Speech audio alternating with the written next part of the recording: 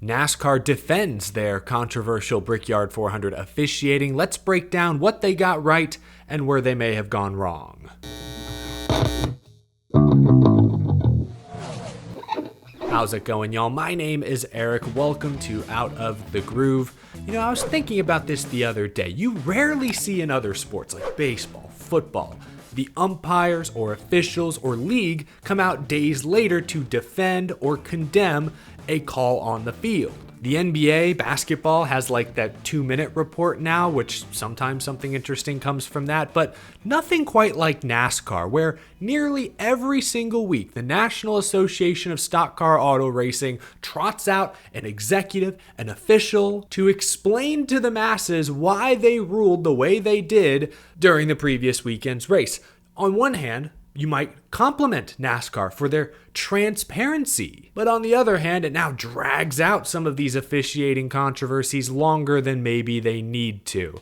Today, Elton Sawyer, NASCAR Vice President of Competition, was on the Morning Drive Sirius XM NASCAR radio, and he explained 3 of the most controversial calls from Sunday's Brickyard 400. We'll go in chronological order. So at the beginning of the race, stage 1, first cycle of green flag pit stops, Chase Elliott and Brad Keselowski were busted for blend line violations. Both drivers were upset, confused, especially Chase Elliott, who was running inside the top 5 at the time. Elton Sawyer explained NASCAR's perspective today. He said, quote, "Obviously, communication is something that we pride ourselves on and want to make sure our teams and drivers all understand, our fans understand any nuances around a particular venue that is different. We didn't get a lot of questions back on the information that went out to the teams, so we felt like we were in a pretty good place." We discussed this Sunday night. The rulebook said to stay in the warm-up lane until the exit of turn 2. Chase Elliott obviously moves all 4 tires outside of the warm-up lane before the exit of turn 2. So the penalty, of course, makes sense. But there was a memo or an email that was sent to drivers that's worded a little differently. In the email, it says, quote, "You may swing wide beyond the white line on the acceleration lane between turns 1 and 2. Stay off the racing surface." Some may equate the racing surface with the racing line. Chase Elliott was fully on the racing surface, but was nowhere near the actual racing line. It's confusing that the same rule is worded differently in 2 different places, but ultimately it's the driver's responsibility to understand what is allowed, and clearly 37 out of 39 drivers on Sunday knew what was allowed. Elliott and Keselowski were the lone exceptions. That is on them, ultimately, as frustrating as that may be. Going forward, NASCAR needs to simplify the way some of these black and white rules are written. Like, there are 3 lines on the track. Just write down, hey, don't cross that 3rd white line until the exit of turn 2. Simple as that. Black and white, clear as day. That should be how the rule is written. Why do we have to overcomplicate uncomplicated things? Anyway, again, moving in chronological order, that controversy was in stage 1. It took until the end of regulation, the first overtime restart for the next major officiating controversy.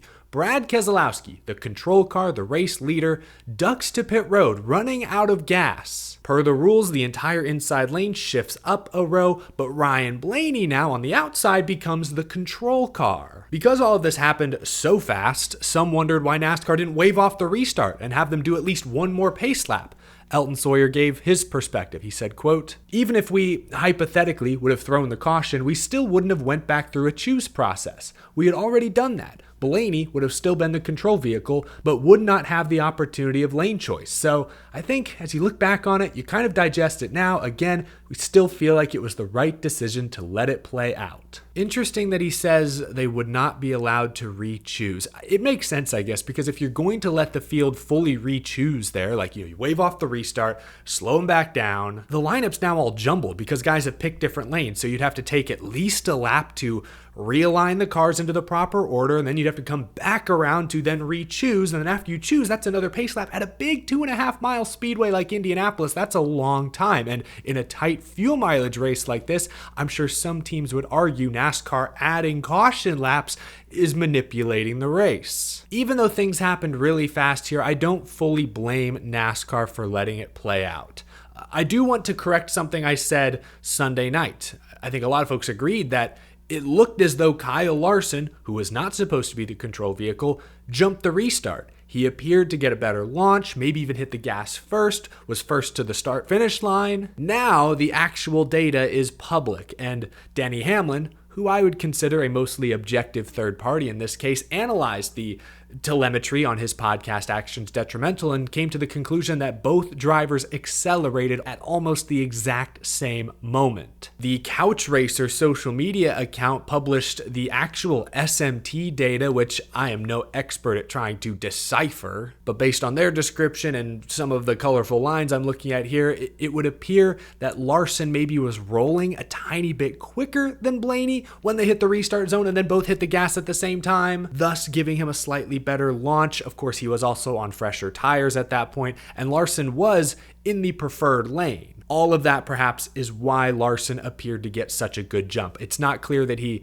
jumped the restart illegally, he just got a really good launch. Like I said on Sunday, Ryan Blaney was extremely unlucky in this situation. If Brad Keselowski runs out of gas like 5 seconds later, the restart's already happening, he stacks up the whole inside lane, Blaney likely clears for the lead and takes the win. But because Keselowski ran out when he did and peeled off to pit road, it gave Kyle Larson by far the preferred line. Indianapolis is one of those few tracks where there's clearly one fast groove. As long as Larson didn't completely botch the restart, he was likely going to have position on Blaney going into turn one. That's just really bad luck. If Keselowski runs out of gas before they choose, then Blaney gets to pick the front row bottom lane. If Keselowski runs out of gas 200 yards later and the restart's already happened, it backs up the whole inside lane and Blaney clears then.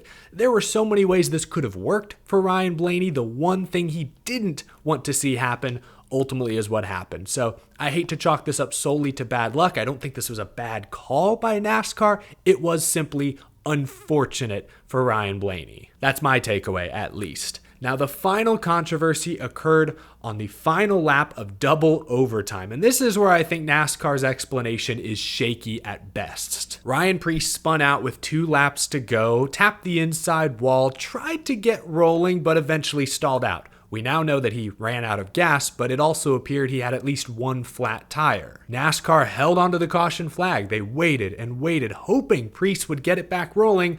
By the time they finally felt the need to throw the caution, the leaders had seen the white, the race was over, and a lot of fans were upset. Elton Sawyer offered this explanation this morning again on SiriusXM NASCAR radio. He said, quote, "For our fans, our goal at every event is to finish under green. That is what our goal is going into the weekend, but there's circumstances that happened on the last lap at Indy, and I will go back to last year at Pocono. Very similar situation with the same car, I might add, the 41. Both were trying to give that car every opportunity to get started, get rolling, and let the race end naturally." Like I said on Sunday, you don't have to like the call at the end of the race, but that is standard NASCAR operating procedure. If someone spins out with 2 to go and there's no oncoming traffic, they will hold the yellow flag, wait as long as they can to see if that car can get back going on their own. That's what they do. That's what they've done for years now. And Elton Sawyer mentions in that quote Pocono last year, which, yes, coincidentally was almost exactly the same way Indianapolis played out. Ryan Preece spins out with 2 to go. They don't throw the caution immediately, hoping he can get it refired. He can't. By the time they finally throw the yellow flag, the leaders have taken the white and Denny Hamlin was declared the winner. In both cases, last year at Pocono, this year at Indianapolis, there was probably about a 5-second window where NASCAR realistically could have thrown the yellow and we would have re-racked the field for an additional restart. But in both cases, very similar cases, NASCAR chose to hold the flag as long as they possibly could. I think that's interesting to point out.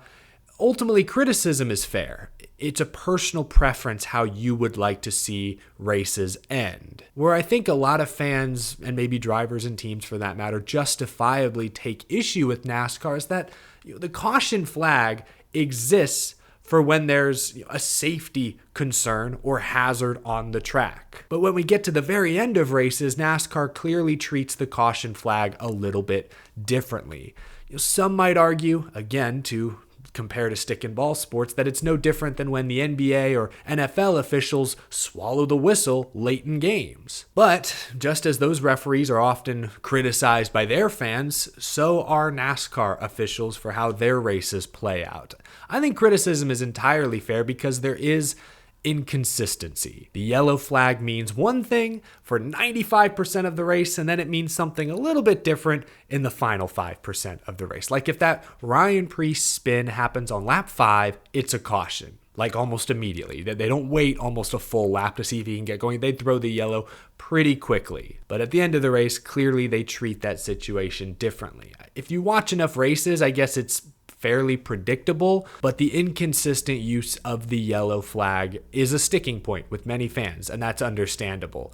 Sometimes you'll agree with the no call, other times you won't. I mean, I guess that's sports. What do you make of those explanations from NASCAR's Elton Sawyer? Let me know down in the comment section below.